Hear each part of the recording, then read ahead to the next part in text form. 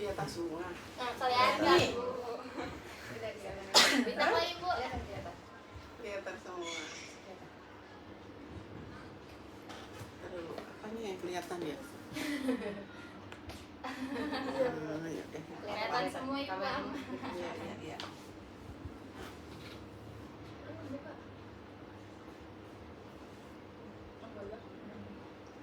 Baik, Assalamualaikum warahmatullahi wabarakatuh. Waalaikumsalam warahmatullahi wabarakatuh. Kami dari mahasiswa UNJ izin untuk mewawancarai Ibu karena terkait tugas kami prakondisi, yaitu mengobservasi SD Mutiara Baru. Baik, Ibu sebelumnya namanya siapa? Dengan Ibu siapa? Ya. Mungkin gini deh, sebelum saya kenalan dulu. Oh iya, boleh. Ya, silakan. Mau dari mana dulu? Dari kanan. Dari sini. Perkenalkan Ibu, nama saya Andini Narisa. Nama saya Adinda Safaulia Zahra. Nama saya Marsha Nurulifan. Nama saya Alia Khairunisa. Nama saya Rehan Parisit, tapi biasanya dipanggil Kesit Ibu. Kesit. Iya, Oh, Kesit. Oke, saya namanya Sulastri dan dari tahun 2014, lama banget ya, diamanahkan untuk menjadi kepala di SD itu. Boleh diceritakan sedikit nggak Bu tentang sekolah ini secara umum? Secara umum. Darinya umum ya, jadi ITS. Iya. Jadi sekolah ini berdiri di tahun 1998. Belum lahir kan kalian? Tapi programnya umum, artinya menerima semua agama. Jadi seperti program sekolah negeri. Kemudian seiring berjalannya waktu, kita berpikir untuk menjadi sekolah yang berkarakter khusus yang tidak dimiliki oleh sekolah-sekolah negeri. Jadi waktu itu kita berpikir apakah menjadi sekolah berkarakter agama atau menjadi sekolah internasional. Tapi ketika dilihat SDM-nya ternyata kita memutuskan untuk menjadi sekolah Islam. Maka dari tahun 2013 kita banyak studi banding, belajar tentang sekolah Islam seperti apa. Baru tahun 2014 kita secara resmi mengubah program dari sekolah umum menjadi sekolah Islam terpadu. Kita mulai dari kelas 1, jadi kelas 2 sampai kelas 6 masih umum sampai lulus. Itu. Jadi sampai sekarang. Kalau tahun ini jumlah siswanya berapa? Jadi sekolah kita ini kan bukan sekolah besar ya, sekolah kecil ya. Ruangannya terbatas. Tahun ini kita siswanya ada 203. Di setiap kelasnya itu rata, jadi kayak misalnya kelas 1 sampai 6 tuh semua jumlahnya sama atau beda-beda? Oh, beda-beda. Awalnya dari kelas 1 sama, tapi namanya sekolah swasta tuh kadang-kadang ikut orang tuanya pindah tugas kemana, jadi banyak pindah, ada keluar masuk, jadi nggak sama. Berarti Ya. domisili tinggal anak-anaknya juga nggak pasti dekat dari sini ya? Iya, ada yang dekat, sebagian besar sih dekat ya. Tapi ada yang misalnya yang rumahnya di Babelan, itu karena orang tuanya kerja di daerah sini. Jadi anaknya, karena kita full day kan, jadi taruh anaknya di sini sekolah, tinggal kerja, pulang kerja jam 4 baru jemput anaknya pulang, seperti itu. Ada beberapa yang seperti itu.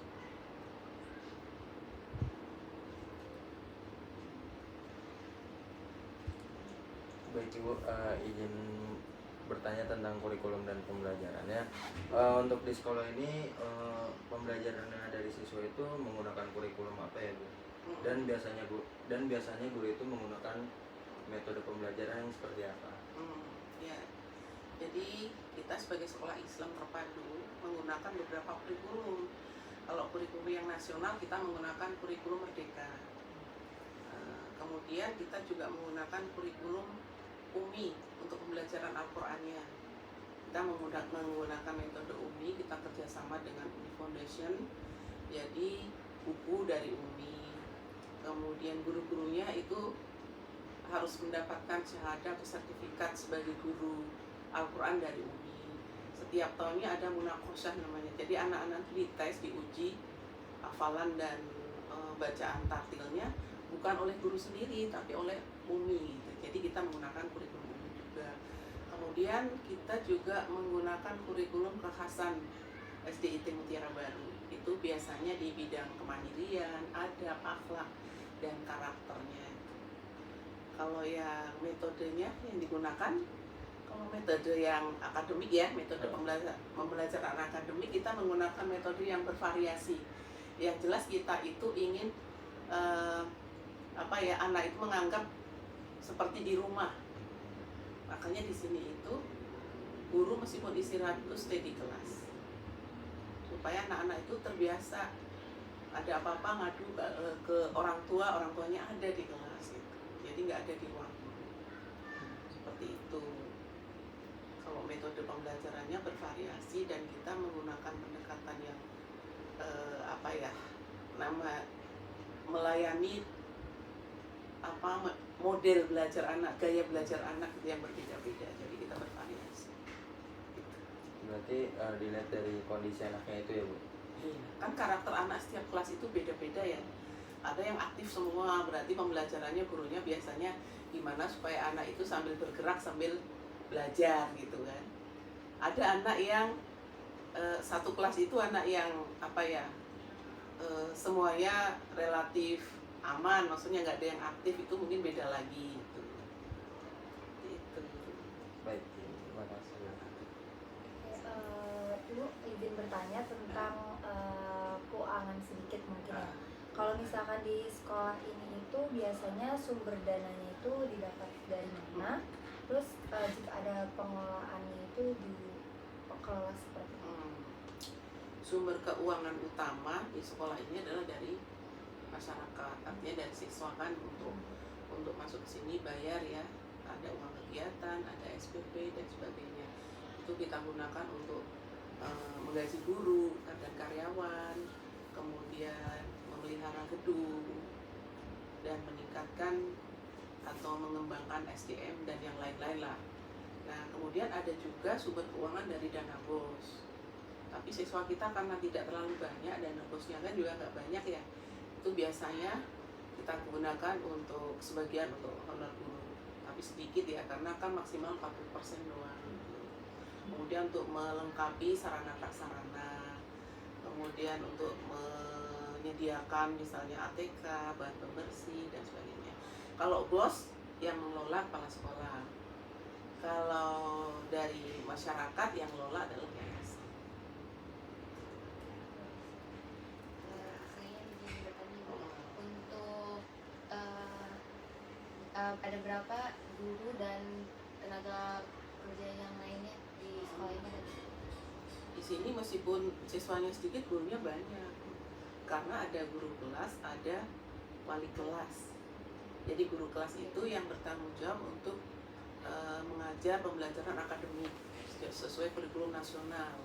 Sedangkan yang wali kelas ini, kalau istilah di sini, wali kelas di sini adalah guru yang ada di kelas itu tapi lebih bertanggung jawab ke di bidang keagamaannya, bimbing dia sholatnya, kemudian bimbing dia memantau sikapnya, karakternya sehari-hari dan sebagainya. Adab makannya, kalau mau makan itu wali kelas, meskipun didampingi juga oleh guru kelas, tapi tanggung jawabnya sama-sama. Yang menjadi tanggung jawab adalah anak di kelas itu, tapi berbeda yang menjadi tanggung jawab. Seperti itu. Jadi gurunya banyak, gurunya ada 22 dengan siswa segitu. Jadi kalau kita bandingkan bisa satu guru 10 siswa. Makanya sekolah Islam terpadu itu biasanya dibilang mahal. Karena apa? Kalau di negeri kan satu kelas satu guru, nggak ada guru yang membidangi keagamaan kan. Kalau kita satu kelas 2 guru dan jumlah siswanya per kelas juga nggak banyak kan. Kemudian kalau di kita itu SPP menurut saya nggak terlalu mahal. Misalnya kita punya kolam renang, sudah nggak bayar lagi. Kemudian guru ekskulnya kita juga ngambil profesional. Kemudian punya lapangan futsal indoor, juga udah nggak berbayar lagi, jadi input semua di Facebook Pay seperti itu. Gitu. Ada lagi? Dan guru-guru di sini tuh kebanyakan latar belakang lulusan pendidikannya itu apa aja gitu, ada yang Hmm, honor atau enggak S1? ya. Kalau di swasta kan nggak ada honor ya. Adanya guru tetap yayasan dengan guru tidak tetap yayasan. Nah, kalau di sini itu yang guru tidak tetap yayasan itu rata-rata yang baru. Kami biasanya mengangkat menjadi guru tetap yayasan itu setelah 2 tahun. Jadi yang 2 tahun ke atas sudah diangkat menjadi guru tetap yayasan. Begitu. Terus apa tadi? Biasanya rata-rata tuh latar belakang Pendidikannya ya. Pendidikannya. Kalau yang wali kelas rata-rata pendidikan agama. Ada rata-rata SAG, SPDI, ada yang bahasa Arab 1. Kalau yang guru kelas rata-rata S1, PGSD, ada juga yang sudah S2. Guru agama Islamnya juga sudah ada yang S2. Kalau PTK-nya di sini ada berapa ya? TU-nya 2, Facebooknya ada 3, Satpam 1. Gitu. Biasanya guru itu dilakukan pelatihan ya Bu ya, itu dilakukan berapa kali? Pelatihan itu biasanya di awal tahun menjelang raker kita adain pelatihan setiap tahun, awal tahun ajaran maksudnya, biasanya di bulan Juli.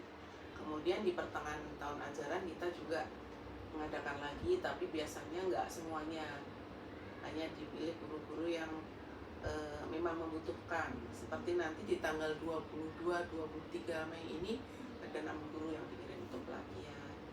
Tapi kalau setiap awal tahun itu semuanya.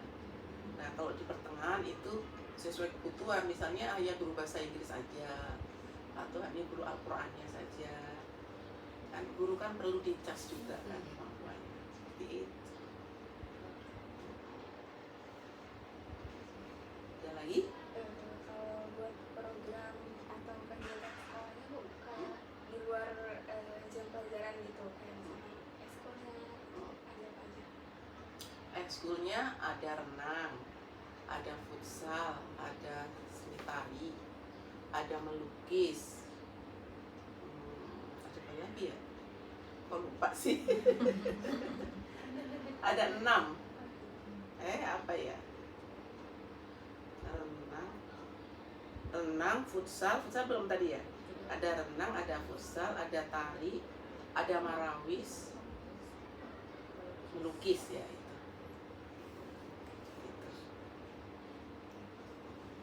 Ada lagi?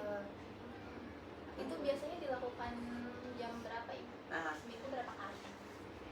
di sini beda dengan sekolah lain ya. Memang ekstrakurikuler kan harusnya di luar jam intrakurikuler, tapi karena di sini kan kolam renang cuma 1, lapangan futsal kan 1. Jadi kita tuh kadang-kadang misalnya kelas 1 renang di jam 1 misalnya, mereka renang, nanti habis renang mandi belajar lagi gitu. Jadi itu seperti di rumah aja di sini tuh. Mereka ganti baju, jadi makanya mereka itu diajarkan bagaimana menyimpan bajunya sendiri ketika ganti, di mana ganti, di mana merapikan sepatu dan sebagainya. Mungkin itu perbedaannya dengan sekolah negeri. Gitu. Dan gurunya juga luar biasa. Kalau pulang, anak-anak pulang, gurunya itu udah tinggal capeknya. Sudah sangat lelah karena kan memantau anak dari pagi sampai sore, kan pulang jam 3 ya kelas 1, kalau yang kelas 4-6 itu habis asar. Tapi mereka kan nggak belajar terus. Kalau pagi kan jam 7-8 tuh majelis pagi. Majelis pagi itu isinya tausiah, kadang-kadang simulasi, misalnya simulasi naik turun tangga di sebelah kiri, misalnya simulasi merapikan sepatu di tempatnya dan sebagainya, atau kadang di kelas misalnya ada makan dan sebagainya. Kemudian diakhiri dengan sholat buka bersama, terus setiap pagi sampai jam 8. Kalau kelas 1 jam 8 sampai 9 langsung belajar Al-Quran, Umi.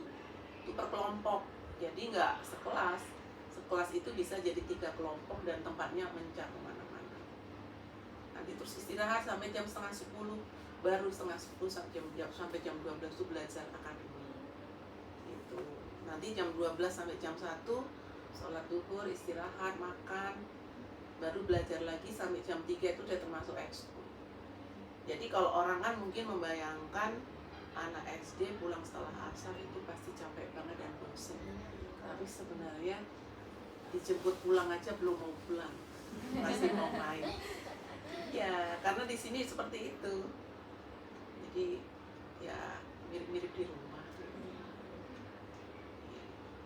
Ada lagi? Izin bertanya Bu, kalau di sekolah ini apakah diadakan kayak komite sekolah atau kegiatan yang berhubungan dengan masyarakat, dan kira-kira keterlibatan sama komunikasinya itu bagaimana? Komite sekolah ada dan aktif kolaborasi dengan kami. Jadi misalnya ada kegiatan-kegiatan di luar intrakurikuler ya, biasanya kita berbagi peran. Misalnya kayak akhir usana, biasanya akhir tahun kan kita ada akhir usana. Biasanya komite yang menerima tamu, kami yang ngurus konsumsi, seperti itu. Terus kemarin kita ngadain lomba hafalan surat pendek untuk TK-TK sekitar yang mencari sponsorship mereka. Terus ya banyak hal. Memang kita sering mengadakan rapat secara rutin untuk merencanakan kolaborasi di setiap kegiatan. Ada nggak yang belum sekolah Islam? Kalau Dinda di sini belum Islam di rumah Belum, masih umum, belum. ya. Di sepatu apa nah? Di MI Augusna, Oh, ya. Ayo ini di Tangerang Ibu. Tangerang. Jauh. Kira di sini. Kayak gitu juga? Iya, enggak sih, masih kayak sekolah biasa aja, tapi versi ada bacaan Islamnya aja gitu. Oh, oke. Udah. Wah, aku juga dari IT Oh, IT di mana? di Alfikrom. Oh. Temanku Oh, kayak gitu juga kan? iya 11-12 lah. Ya seperti itulah, makanya kalau sekolah Islam terpadu mahal itu sebenarnya nggak mahal. Dilihat dulu apa sih yang didapat. Di rumah nggak usah ngaji, udah bisa baca Quran. Di rumah nggak diajarin sholat, di sini udah diajarkan, tinggal membiasakan aja di rumah orang tua kan. Itu hal yang nggak ternilai menurut saya ya. Gitu. Udah. Ada perubahan visi misi nggak Bu terkait sama umum menjadi ITEK? Ya ada dong pasti. Kalau dulu kan kita visinya kalau nggak salah ya saya udah lupa ya kan 14 tahun. Berapa ya?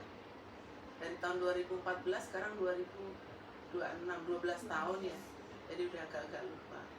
Kalau dulu tuh kayaknya visinya ada yang berwawasan global gitu aja lah. Kalau sekarang kan visinya itu menjadi sekolah terbaik dalam mendidik murid menjadi pribadi yang islami, mandiri, dan cerdas. Islami itu kita rinci lagi. Islami itu terdiri atas bertakwa kepada Allah SWT, kemudian bisa sholat dengan baik, kemudian baca Quran dengan baik, adab dan akhlaknya yang Islami itu kita rinci sebenarnya semuanya di standar kelulusan. Gitu. Jadi kita rinci di standar kelulusan supaya bisa terukur dan bisa terevaluasi. Jadi visinya bisa tercapai di berapa tahun mendatang. Menurut Ibu juga keunggulan SDIT ini apa sih? Kalau boleh tahu. Keunggulannya, kata orang-orang ya, kata orang-orang yang alumni, kemudian sekolah-sekolah yang menerima alumni SDIT Mutiara Baru itu unggulnya di Al-Qur'annya. Rata-rata siswa sini bacaan Al-Qur'annya itu tartil, hafalannya juga lumayan. Seperti itu bulannya kayak gitu. Ibu kan sebagai Cecep, ada nggak sih harapan SDIT buat tahun ke depan? Ya ada pastilah. Harapannya adalah sekolah ini dapat berkembang dengan baik dan menjadi sekolah yang unggul dalam mencetak generasi yang islami, yang mandiri, yang cerdas, berprestasi. Jadi nanti akan mendapat kepercayaan masyarakat.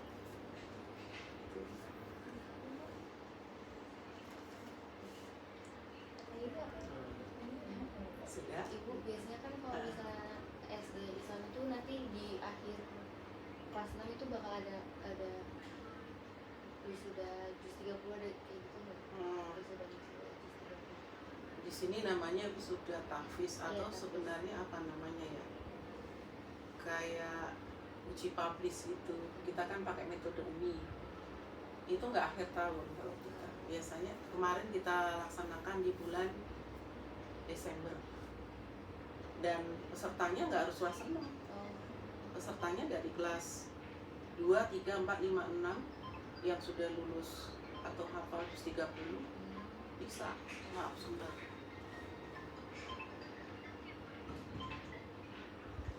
Jadi di sini tuh diadakan pramunakosa dulu namanya. Munakosa itu ujian. Pramunakosa itu dilakukan oleh guru kita, guru internal. Jadi siapa yang sudah hafal juz 30 kan didaftar, kemudian diuji oleh gurunya. Yang lulus kemudian didaftarkan ke UMI Foundation untuk mengikuti munakosa.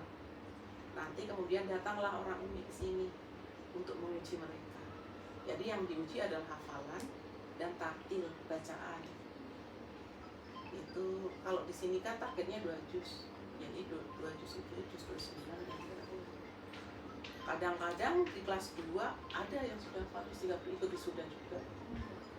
Nanti dia misalnya di kelas 4 hafal juz 29, ikut lagi yang di juz 29. Ada juga yang juz 28 sudah nanti melampaui target yang kita targetkan. Meskipun ada juga beberapa anak yang nggak mencapai target juz 30. Saya rasa di setiap sekolah ada ya anak-anak tertentu yang memang kesulitan, bukannya nggak bisa, tapi dia butuh waktu lama untuk bisa mencapai itu. Nah, yang sudah lulus munakosa oleh UMI nanti ada semacam wisuda atau kalau saya sebut sih kayak uji publish ya. Jadi anak-anak dipanggil, nanti boleh siapapun boleh mengetes, orang tuanya boleh atau siapa yang hadir, misalnya apa namanya ya, lanjutkan surat ini misalnya dan sebagainya seperti itu.